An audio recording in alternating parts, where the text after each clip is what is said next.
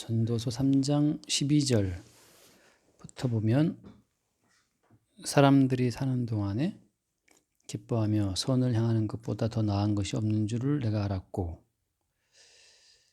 사람마다 먹고 마시는 것과 수고함으로 낙을 누리는 그것이 하나님의 선물인 줄도 또한 알았도다. 그전 보면 그렇잖아. 이 먹고 마시고 낙을 누리고 수고함으로 그러니까 열심히 일해서 월급 받으면 월급 받아갖고 월급 받아가지고 뭐 사 먹고 외식하고 뭐 낙 누리는 게 그게 하나님의 선물이다. 그렇게 말씀하고 있거든. 선물인 줄 알았다. 아, 이게 선물이구나 이거야. 선물이구나 하면 그 앞전에 보면 이제 어떤 수고하고 애쓰는 것이 너무 허무한 거야. 남는 게 안 붙으니까. 왜 이렇게 열심히 일을 하고 있지? 그러고 있는데 깨달은 게 뭐냐면 아, 이게 선물이구나. 그걸 깨달았다는 거죠. 그래서 거기 14절에 하나님께서 행하시는 모든 것은 영원히 있을 것이라. 그 이외에 더할 수도 없고 그것에서 덜할 수도 없나니 하나님이 이같이 행하심은 사람들이 그의 앞에서 경외하게 하려 하심인 줄을 내가 알았다. 경외하심. 그러니까 오늘 이야기할 주제는 첫 번째는 이제 인생의 선물이라고 하는 거. 인생을 살아가는 것이 하나의 선물이라고 하는 거. 이거 정말 하나의 전도서의 또 하나의 새로운 관점이에요. 전도서는 이제 허무함이 쭉 가는데 허무함으로 가고 있다가 허무함에서 벗어나는 이제 첫 번째 그 돌이킴이 아, 선물이구나 이거거든. 선물이었구나. 이게 다 그냥 이라도 결국은 다 죽고 이래도 결국은 다 놔두고 갈 거고 내가 죽은 다음에 누가 할지도 모르고 아, 근데 내가 열심히 일을 왜 하는 거지? 그러는데 알고 봤더니만 그게 아니고 이게 먹고 마시고 수고한 결과로 내가 뭘 얻고 하는 이 모든 것이다. 아, 하나님이 이게 선물 주신 거였구나 하고 이제 인생의 어떤 과정을 선물로 이해를 한다는 거죠. 내가 영어를 막 좋아해, 영어를 막 기뻐해, 그것도 선물이라. 왜냐하면 그렇게 하고 싶어도 그런 기회를 얻지 못하는 사람도 너무 많고 또 그런 어떤 하나에 몰입하는 즐거움도 없는 사람도 많거든. 그래서 뭐 30대 사람들이 뭐 번개탄 피우기도 하고 뭐 한강 뛰는 그러잖아. 그러니까 오죽하면 그러겠냐 싶은 게 삶을 바라보는 새로운 관점, 어떤 삶의 순간순간 주어지는 그 선물의 어떤 그 설레임, 달콤함 그런 것이 없기 때문에 그러는 거잖아. 근데 이제 그 선물이라는 것에서만 그치면 안 되고 그 뒤에 14절 말씀 보면 하나님 앞에서 경외하게 하려 하심인 줄 알았다 그러거든. 그러니까 이제 경외라는 어떤 단어를 이야기해요. 이게 이 말을 왜 하냐면 가끔 내가 그런 말을 하잖아. 노아 시대나 모세 시대를 보면 먹고 마시고 장가가고 시집가고 사고 팔고 뭐 그런단 말이지. 그럼 여기서 말하는 지금 먹는 것과 먹고 마시는 것, 수고하고 낙을 누리는 것, 저도 말하고 있는 이것이 하나님 선물이라고 지금 말하는 선물이라고 전도자는 그 먹고 마시고 낙을 누리는 이것을 선물이라고 파악하는 전도자의 관점하고 노아 시대, 롯 시대는 먹고 마시고 사고 장가씩 갔는데 망했잖아요. 하나님 썰어버렸다고. 그 동일하게 먹고 마시고 사고 팔고 그냥 재밌게 산 것뿐인데 이쪽은 완전히 심판받아서 다 죽어버리고 이쪽은 선물로 인식하고 그 두 개의 차이점이 어디 있어요? 왜 어떤 인생은 똑같이 먹고 마시고 장가고 시가고 사고 팔았는데 어떤 인생은 하나님이 다 심판해서 죽여버리고 어떤 인생은 아 이게 선물이구나 하고 선물로 이해하고 그렇게 바라보는 어떤 관점의 그 차이가 어디서 그랬다는 걸까? 네. 예, 그게 이제 오늘 말씀을 보자면 이제 경외라고 하는 거예요. 경외라고 하는 관점으로 하나님 앞에서 경외하게 하려 하심인 줄을 내가 알았다. 그래서 아니 그 경외하는 것하고 이게 뭔 상관인가? 왜냐하면 선물되기 위해서는 선물은 내가 열심히 일한 노동의 결과인가요? 아니죠. 선물은 그야말로 내가 노동하지 않고 애쓰지 않고 힘쓰지 않았는데 주어지는 게 이게 선물이거든. 내가 노동한 것 결과가 주어진 거면 그건 노동의 결과지. 노동한 그 뭐지 그 급여지 급여 선물이 아니거든. 자 그렇다면 이제 전도자가 경외란 말을 쓰는 것은 뭐냐면은 하나님 앞에 우리가 뭔가를 요구할 만한 그런 처지에 있는가. 다시 말하면 이게 하나님 보시기에 뭔가를 받아 누릴 만한 그런 권리가 있는가. 그게 출발점이라고. 권리가 있는가.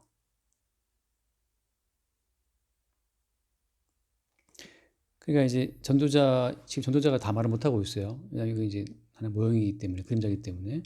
신앙에 들어와서 보게 되면 성도와, 그러니까 성도 아닌 사람의 차이점은 어디에 있냐면, 십자가를 거친 사람들은 성도예요. 하지만 십자가 앞에 서 있는 사람은 성도일 거지. 십자가 앞에 서 있지 않은 사람들은 이건 비성도야.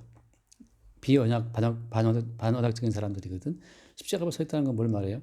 십자가 앞에 서 있다고 하는 것은, 그 십자가 앞에 서 있다고 하는 것은 십자가 사건을 유발한 자가 나라는 것이 하나 포함되고, 하지만 내가 예수님을 십자가에 못 박았다는 것이 하나 포함되고, 두 번째, 내가 찌르고 내가 십자가에 못 박아 죽인 그 예수로부터 용서의 피가 나를 덮었다고 하는 것.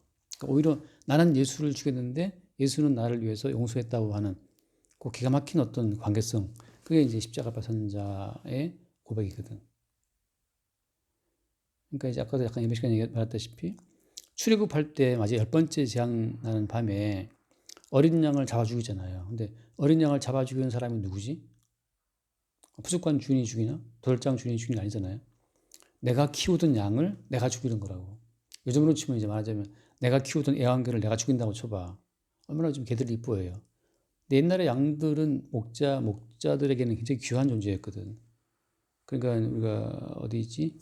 그 다윗 왕이 바세바 보냈을 때 그 나단 선지자가 하나 예화로 어떤 이야기로 다윗을 책망하잖아요. 어떤 사람이 자기 식구처럼 키우는 양이 있었다. 근데 그 양 이웃집 부자가 말이지 그 양을 잡아가지고 했단 말이지. 그러니까 그게 양이라고 하는 것이 어떻게 보면 내가 키우는 양은 나에게는 굉장히 한 어떤 식구처럼 여겨지는 그런 존재거든. 그러니까 출애굽날 10번째 재앙의 밤에 그 양을 내가 죽여야 돼요. 그러니까 내가 죽인 그 양, 내 가족 같은 양이고 내 애완견 같은 그런 양을 내가 죽여서 그 피를 이제 뿌리고 그 고기를 먹는 거잖아. 그러니까 요즘 말하면 뭐 네가 키우는 애완견을 네가 죽여가지고서 그 네가 죽인 애완견의 피를 아파트 앞에 바르고 그리고 네가 죽인 그 개 고기를 집에서 먹어라 그러면 애완견 키우는 사람들 정말 기막혀 할 거야. 그런 것처럼 이 남이 죽인 피 뿌리는 게 아니고 내가 죽여야 되고 내가 그 피를 묻혀야 되거든. 다시 말하면 예수님의 십자가라고 하는 것은 그건 내가 찌른 내가 찌른 어떤 못에 의해서 예수가 죽임을 당했고 그 내가 찌른 망치질에 의해서 흘러나온 예수의 피를 내가 덮어 쓴다고 하는 의미거든. 그러니까 예수님의 십자가는 내가 가해자로 참여하는 거예요. 그냥 구경꾼으로 그냥 예수님이 죽었네. 왜 죽었을까? 뭐 이런 게 아니고 예수 십자가에 죽은 것은 내가 사실은 찌른 거다라고 하는 그렇게 십자가 앞에 선 자는 성도란 말이지. 다시 말하면 그것은 이제 예수님의 죽으심에 참여한다는 의미인데 그거는 하나님이 모든 인류를 바라보시는 관점이잖아요. 모든 인류가 하나님 보시기에는 죽어마땅한 죄인들이다. 왜냐하면 자기만 생각하니까 인간은 자기 생각밖에 할 수는 없어요. 모든 걸 나도 도움되니까 하는 거지. 남자를 사귀어 여자를 사귀다 내 욕심이 맞으니까 사귀는 거지. 내 취향이 안 맞으면 안 사귀어요.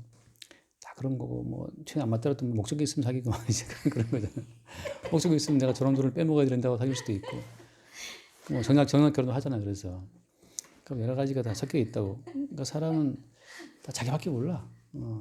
그러니까 나밖에 모르는 존재이기 때문에 하나님께서는 다 하나님을 위해 지었는데 인간은 지밖에 몰라. 그러니까 다 싹 쓸어버리고 하나님이 새롭게 창조하려고 하신 거잖아요. 그러니까 싹 쓸어버리는 그게 이제 그 저주성 자체를 하나님이 예수님에게 몽땅 압축해서 예수님에게 시행하신 거거든. 인류를 향하는 모든 저주를 예수님께 몽땅 그냥 퍼부으신 거라고. 그래서 예수님의 십자가의 사건 속에서 하나님의 인류를 향하여 내리신 그 저주에 내가 그 대상자라는 사실로 참여하는 자들은 예수님의 죽으심에 합류가 되는 거라고. 그러니까 그렇게 예수님 하나님 앞에서 나란 존재가 저주받을 것 외에는 아무도 없는 자, 심지어 하나님의 아들마저 내가 죽이는 자, 나를 위해서라면, 그래서 나의 모든 인간적인 조건, 하나님 앞에서의 나는 권리라든지 모든 자격 조건 자체를 다 상실한, 말살당한 그런 존재로서 딱 설 때, 오늘 하나님의 진노의 심판이 떨어져서 내가 기가 막히게 죽어도 할 말이 없음. 왜냐하면 나는 하나님의 아들을 죽인 자고 하나님 보시기에 내가 저주를 받아 마땅하다고 하는 그 마지막 그 어떤 징표를 예수님을 죽임으로 다 표출했거든. 우리는 난 나밖에 몰라. 그것을 이제 표출한 곳이 예수를 십자가에 죽이는 가해자의 자리란 말이지.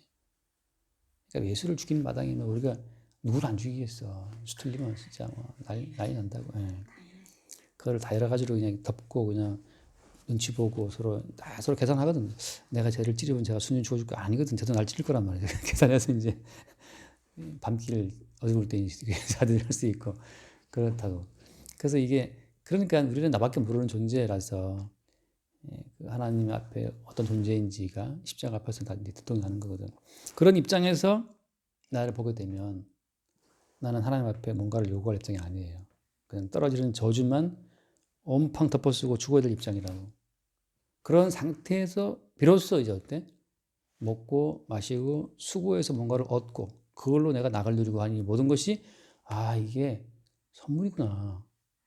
나한테 먹을 권리, 마실 권리, 나한테 무슨 일자리가 주어질 권리, 일자리에서 일을 해서 내가 뭔가 돈을 받아갖고 낙을 누릴 수 있는 그런 권리, 그거 나한테 전혀 없구나. 그러니까 내게는 모든 권리 없음, 자격 없음, 그 자체를 전제한 상태에서, 오히려 저주밖에 없음, 그거를 전제한 상태에서 주어지는 모든 것이 그 선물인 거예요. 그래서 주님께서는 이걸 통해서 선물임을 알게 하신 거고, 그렇게 받은 사람은 어때? 경외가 뭔지 알아. 와, 이것은 나 잘라서 벌어들인 돈이 아니야. 한 달 열심히 일했어? 돈 들어왔어? 이걸로 뭐 먹고 마시고 뭐 시켜 먹고 막 놀아.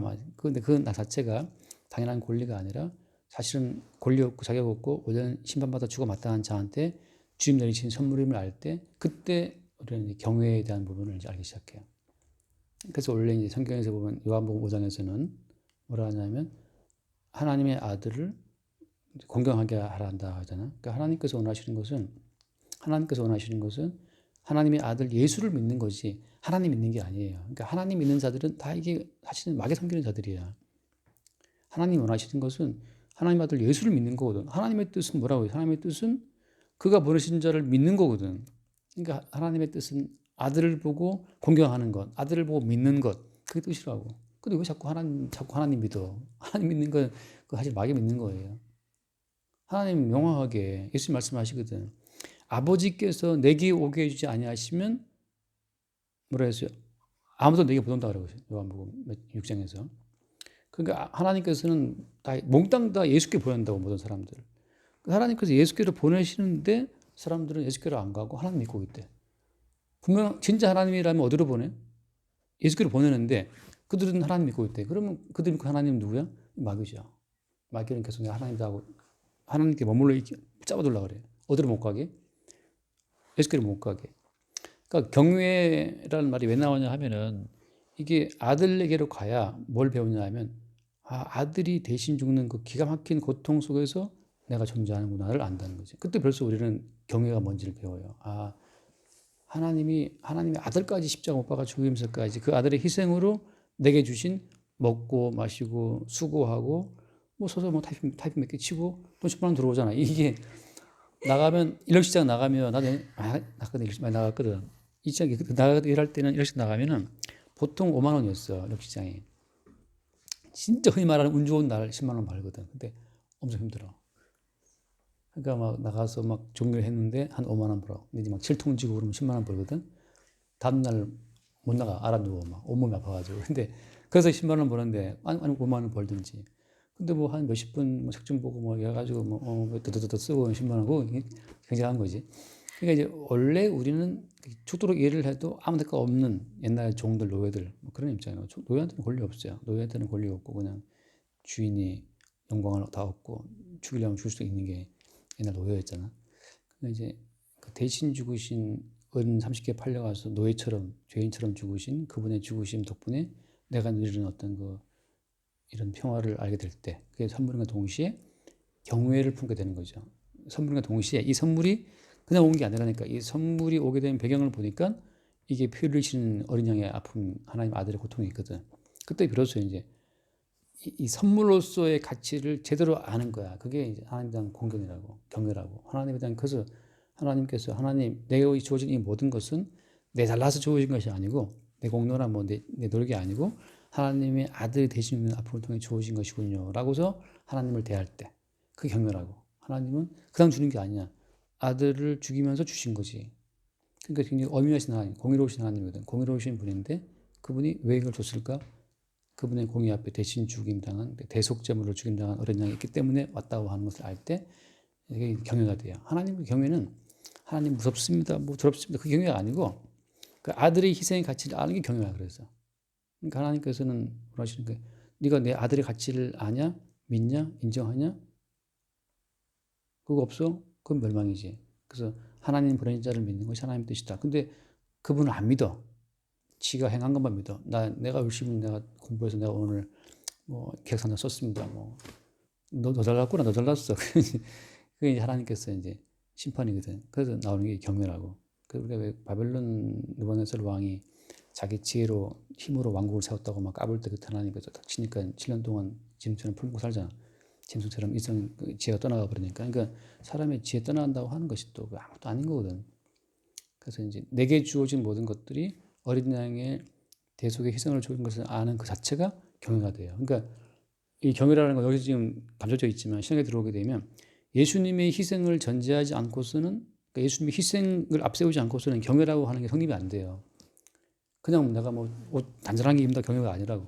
십자가에 죽으신 예수의 은총으로 내가 존재한다. 그걸 아는 것이 경외야. 하나님께서 너 아들 믿냐? 당연히 믿죠. 그 아들에게 입 맞추라. 그래야지 아니면 너희가 길에서 망하리라 하거든. 그러니까 아들에게 입 맞춘다고 하는 것은 아들의 가치를 인정하는 거고 너희 모든 존재가 그 아들의 희생에서 근거한다는 것을 고백하는 것. 그게 하나님께서 원하시는 거야. 하나님 원하시는 것은 내 아들에게 입 맞추라 그거거든. 우리는 하나님께 입 맞춘다고 더 밀고 있으니까 하나님께서 너 뭔데 하고 이제 한대 치면 날아가는 거죠. 전도자가 지금 이제 그 아들의 희생 위해서 주어지는 모든 것이다는 걸 알 때 이게 선물인 거야. 내가 한 거 아무것도 없는데 대신 죽으신 주님의 은총에 기반해서 먹고 마시고 수고하고 나가들은 이 모든 것이 선물이었군요. 그걸 모르면 어때? 모르면 이제 허무한 거야. 이거 해서 뭐하나. 내가 가져가지도 못할 건데 이거 뭐 괴롭지만 선물임을 알 때 이제 매 순간순간이 즐거운 거죠. 선물이니까 영어 공부할 때도 이게 선물이야. 진짜 재밌다. 이런 것도 뭐 가끔 공부하기 싫어하거든. 근데 가끔씩 그 이제 퍼즐책 같은 거 봐. 뭐 나는 아프리카야 뭐 누구야 뭐 그런데 걔는 뭐 학교 가서 학교를 못 가. 아침에 나와서 돌 깨고 앉아 있는 거야. 9살짜리 애들이. 그러니까 나는 걔 이제 희망이 난 학교에 가고 싶어 뭐 그런 거 있거든. 그러면 이제 막 애들이 이제 막 써줘요. 굿네이버스 막 써주거든. 그래서 막 은근 돈 많은 보내고 막 그러거든. 그러면 이걸로 네가 꼭 학교도 가고 뭐 사서라고 막 이제 쓰고 그런다. 그러니까 아니 걔네들은 학교 가고 싶으면 못 가는데 너는 학교 갈 수 있지 않느냐. 줌으로 수업 다 하지 않느냐. 근데 왜 공부를 싫어하느냐. 당연히 애들은 공부 싫지. 근데 말하자면 그런 거라고 이제. 모든 것이 선물임을 알 때 인생은 좋죠. 나도 사실은 이게 선물이잖아. 뭐 이렇게 작든 크든 말씀을 나누고 찬송할 수가 있고 또 뭐 이렇게 예배하는 찬송 여기 공부하는 것도 이렇게 찍을 수 있고 이래야 사실은 무지막지한 은총이지. 다 선물이지. 그러니까 내 노력과 힘이 아니라 이게 예수님의 희생에게 주어진 선물이군을 알 때 그때 이제 갑자기 전도사가 아주 허무하고 막 회의적인 데에서 휙 바뀌어서 예수님의 은총의 선물로 이제 빛나게 되는 거죠. 여기까지 합시다. 주님 감사합니다. 우리 자신에게 집중할 때에는 결국 우리가 영구히 소유하지 못하는 것 때문에 모든 것이 허무했지만 우리 존재 자체가 하나님의 저주를 받아 죽어마땅한 자들임에도 불구하고 대신 죽으신 아들의 희생으로 오늘 우리가 존재함을 새롭게 발견합니다. 먹고 마시고 수고하고 낙을 누리는 이 모든 것이 그리스도 예수의 희생을 전제로 한 하나님의 선물임을 늘 새롭게 보게 하시고 아들을 경외하는 마음 늘 우리 가운데 새롭게 나타나게 하여 주옵소서. 우리 주 예수 이름을 기도드립니다. 아멘. 수고했습니다.